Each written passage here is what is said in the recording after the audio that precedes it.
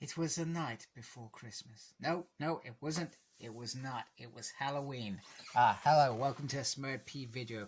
It's bonkers the world today. I go into a store, expect to find Halloween stuff. I see Christmas treats. What on earth is going on? Why are we getting there so early? Christmas should not be out there until towards the end of November, December. That's when we should be getting excited. Hey, anyway, I digress. I have this beautiful Sunfire cover card, and this is X-Men issue 4. Now, the reason I made that ridiculous whatever I was doing 2 minutes ago, it's not even 2 minutes into the video, it's 40 seconds, you probably had enough already, is because this issue focuses on Halloween. So we have certain people in their X tree having a snooze, and well, they are plagued by nightmares. I'm just going to lift this up because you cannot see Cyclops there, and yes, we know what Cyclops is scared of. He is scared of failure, not for himself, but for his teammates, which is normal for him, because everything he does is about protecting mutants. And Jean Grey is having a dream about being Phoenix and doing all the bad things she did. And this creature, Nightmare, who I've never heard in my entire time reading X-Men, because I'm not sure if he's even ever been in an X-Men story, is here on Earth. And this is written by Gerry Duggan, who I am loving his stuff. Xavier Pinner is the artist. Eric, I'm not even going to try and pronounce his second name because I'll just embarrass him and me, is the color artist. Thank you, Eric, for being amazing. It's not even Eric. Is it not Eric? Eric? Okay, and now I feel even more embarrassing. I am so sorry. And we got VC's Clayton Cowles on the letter, and Tom Miller, as always, is on design.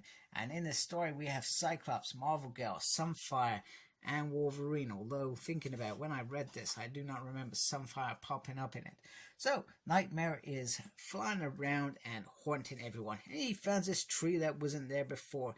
He also makes a mockery of, every time he comes there, there is somebody to meet him, and it's usually the Sorcerer Supreme, who is dead, by the way. If you didn't know, I just spoiled that. If you're reading other stuff, well, I'm sure you know he's dead anyway. I knew, and I don't even read Doctor Strange. And he is, well, he's just invited himself into Jean and Scott's bed, which is really weird. And we know that Scott is somebody who, he's very guilt-ridden about many things, and we get, he gets to mess around in his mind and perhaps put things in different contexts about how he fails. That's the nightmares, etc. And I love this little piece down here. Cyclops was wrong, because that stuff probably does play on his mind, that he is the first X-Men, and everything he does has been for the life of mutant kind and X-Men, and that's why he almost became Magneto, because he went down that path. Because he saw that he had to protect them all at the same time, trying to live up to Xavier's dream as well.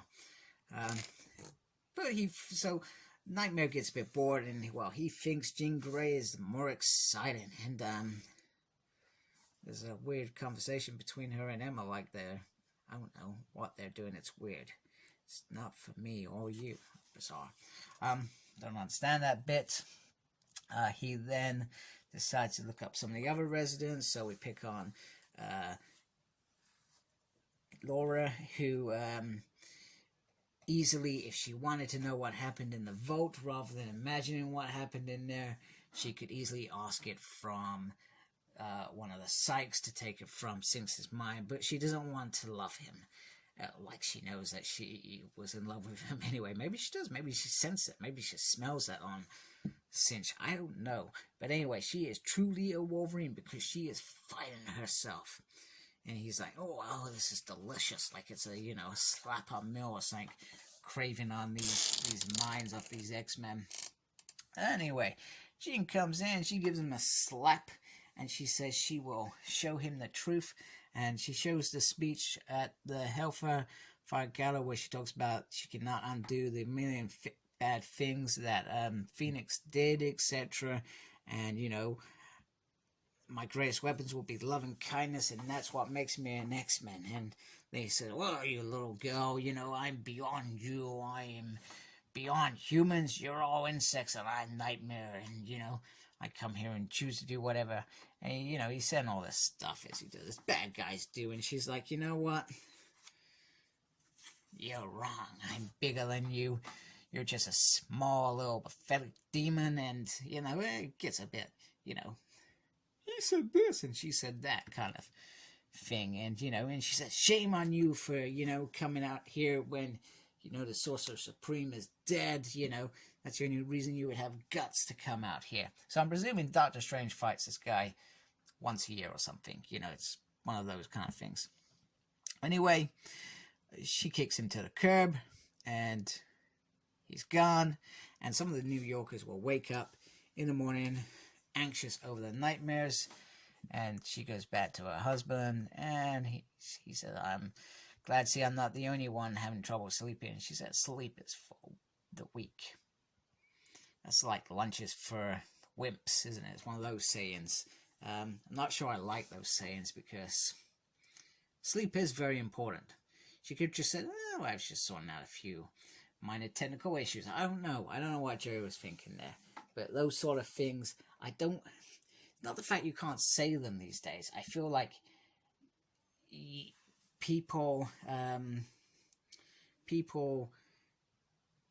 don't take crap anymore. They're not prepared to say, brush that off and say, that's okay for you to say that, you know. Sometimes it's not okay to say those things. Sometimes people are going through crap that, hey, they shouldn't have to, you know, that might trigger off what's going on in their own mind. You don't know. So sometimes things like that aren't always a good thing. And I'm not sure that it's probably meant to be in that context in this comic. However, I do feel that he could have done better. It felt like that was just a lazy bit of writing. Anyway, the biggest thing about the X-Men stuff that I'm reading is it's not always the main story that is what it's about. It's these little background stories that I probably enjoy the most. And right now, Urich has got one of the young lads to dig up a grave, Nathan Summers. And guess where Nathan Summers is? He's not there. But I'm presuming this is old Nathan Summers. So I find it bizarre because, well, he is dead. But young Nathan Summers is alive. Unless I've missed something in one of the other comics, which may be possible. Something's happened, I've missed that. I'm not aware of that. Anyway, I'm loving his investigations, and that's gradually moving. The other big part of this is around this project, Polyphemus, whatever that is. I'm just going to say Prometheus, even though it's not. And we got this guy who was upset because he didn't get to go to Mars before the mutants. And he is actually going to get there. And he's cut the journey from 39 days to 20 days. And then he is going to use the ruby quartz. I don't know. I'm trying to establish in my mind what this section was about. But anyway, it kind of ends with he's trying to harness. So it's like test 1, which is ruby quartz set exposure for 10 minutes. So he's going to expose himself. So mutants may have changed the equation, but he's avowed his body would be prepared for more. And so it should be. So he's like he's going to become, I don't know, like some sort of adaptoid from like the Avengers, where he's going to be able to fight the X-Men because he's going to have Cyclops' powers, I guess. I'm trying to understand.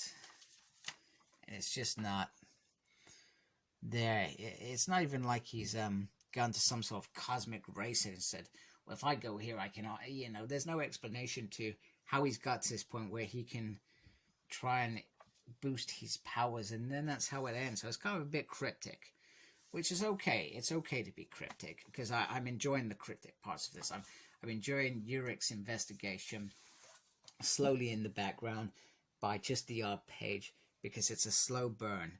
And we're only 4 issues in, remember. We're only 4 issues in.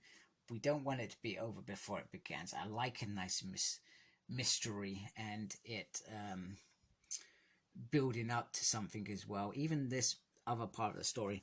And there's a third part of the story with that weird doctor, if I remember rightly. Maybe he's the weird doctor, and that's what it's actually truly about, because he's the guy who's got all these, he's got it ready so he can become the ultimate bad guy, I guess. Anyway, thank you for watching. If you like my videos, please comment, subscribe to my channel. I'd really appreciate that. And most importantly, take care of yourself and embrace the geekiness. Thank you for watching. Goodbye.